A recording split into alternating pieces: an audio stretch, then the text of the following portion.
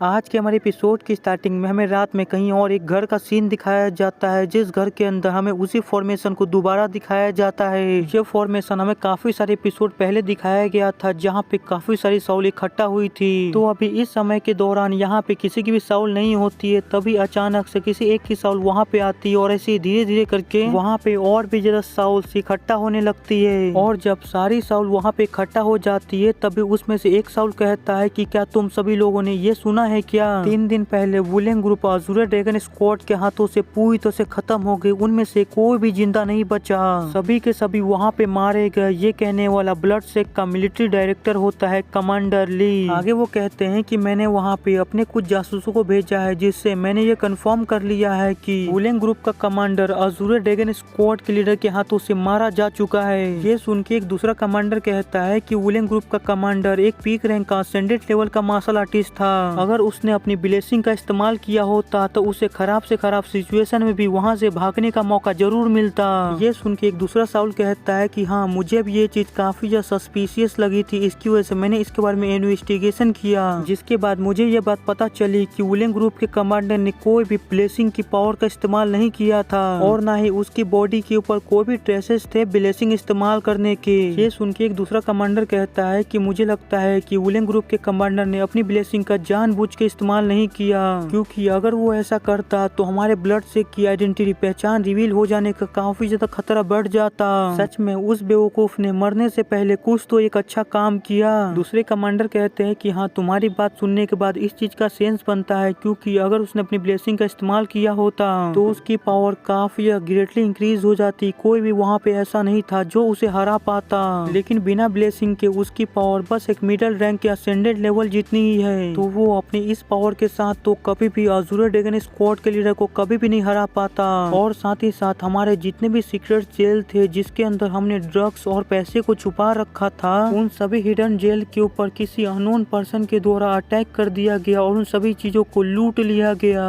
ये सुन के कमांडर जिन कहते हैं कि ये सोचना कि उसके साथ कोई पर्सन इतना ज्यादा बेवकूफी वाला हरकत करेगा जिससे हमारा ब्लडसेक पीछे की तरफ धकेला जाएगा, ये सच में कितना ज्यादा बेकार है। ये सुन के दूसरे कमांडर कहते हैं अभी भी ये काफी जल्दबाजी होगी कि हम ये कहेंगे कि हमारे ग्रेट से पीछे की तरफ धकेला गया है। अभी सभी लोग इसकी वजह से शांत हैं, क्योंकि एम्परर अभी वुलेन ग्रुप की वजह से काफी ज्यादा गुस्से में है, जिसकी वजह से सभी लोग सारी चीजों के शांत होने का इंतजार कर रहे हैं। अगर हमें ये चीज को और भी ज्यादा बिगाड़ना है और सभी लोगों को भड़काना है, तो हमें ऐसे ऐसे इवेंट क्रिएट करने पड़ेंगे जिससे ऑर्डर सेक और कियोस सेक के बीच में एक जंग, एक युद्ध छिड़ जाए। ये सुन के एक दूसरे कमांडर कहते हैं कि आखिरकार अज़ूर ड्रैगन स्क्वाड क्या तुम उसे ऐसे ही जाने दोगे, ऐसे ही छोड़ दोगे? उन सभी अज़ूर ड्रैगन स्क्वाड के कमीनों ने हमारे ब्लडसेक के ऊपर अपनी स्वॉर्ड को पॉइंट करने की हिम्मत की है। उन सभी कमीनों को इस चीज की कीमत चुकानी पड़ेगी, हम उन सभी को ऐसे ही जाने नहीं दे सकते हैं। ये सुन के वो दूसरे कमांडर कहते हैं तुम इसके बारे में चिंता मत करो, अज़ूर ड्रैगन स्क्वाड के कमीनों की भी मौत मेरे प्लान के अंदर जुड़ा हुआ है। दूसरे कमांडर कहते हैं तो ये ठीक है, मैं इस चीज को लेकर निश्चिंत हो सकता हूँ। तभी एक दूसरे कमांडर कहते हैं कि हालांकि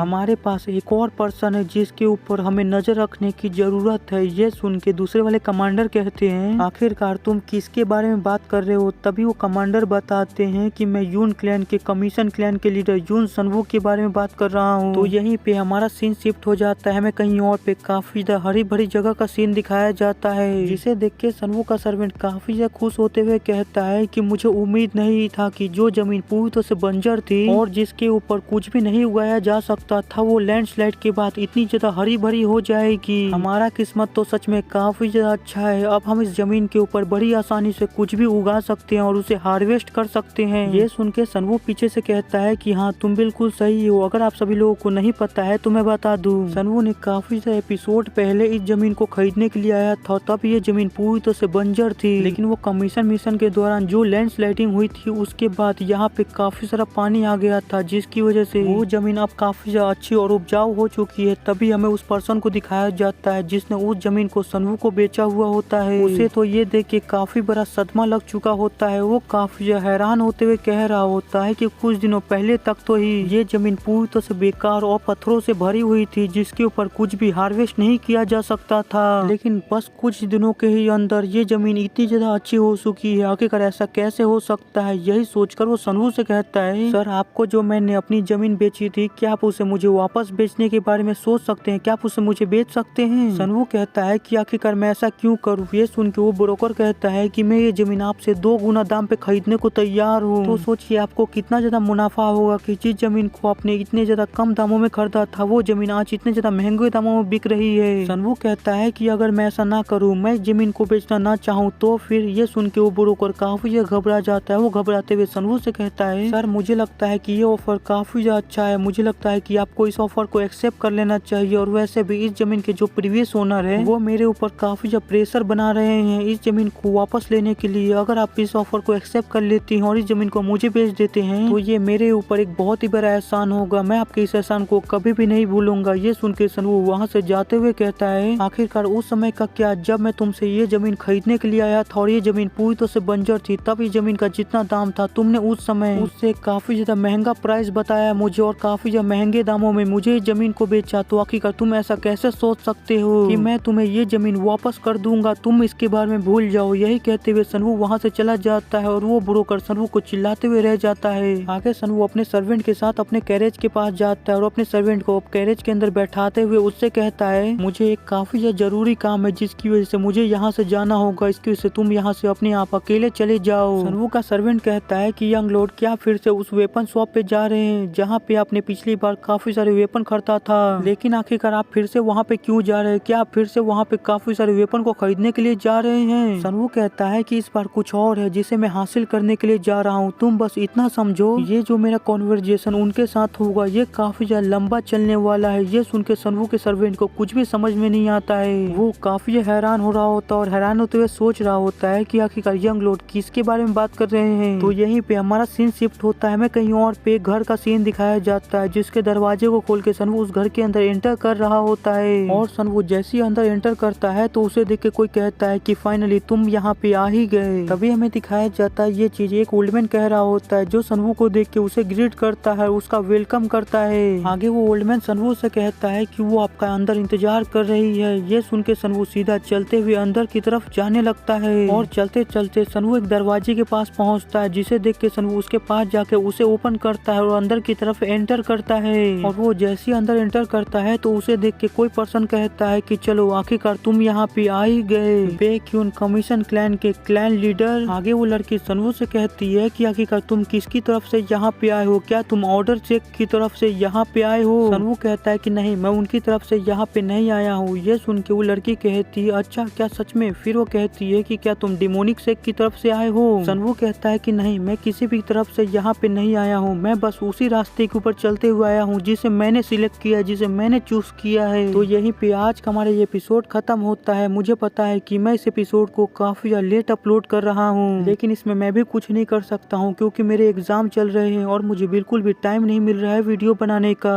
तो जब तक एग्जाम चल रहे हैं थोड़े से लेट वीडियो आएंगे तो थोड़ा सा कोऑपरेट कर लीजिएगा। जैसे एग्जाम खत्म होंगे रेगुलर वीडियो फिर से आना स्टार्ट हो जाएगा। तो बस आज के लिए इतना ही। तो वीडियो पसंद आया होगा तो लाइक कर दीजिएगा, नहीं हो फिर लाइक कर दीजिएगा और चैनल को सब्सक्राइब कर दीजिएगा। मिलते हैं अगले एपिसोड में, बाय।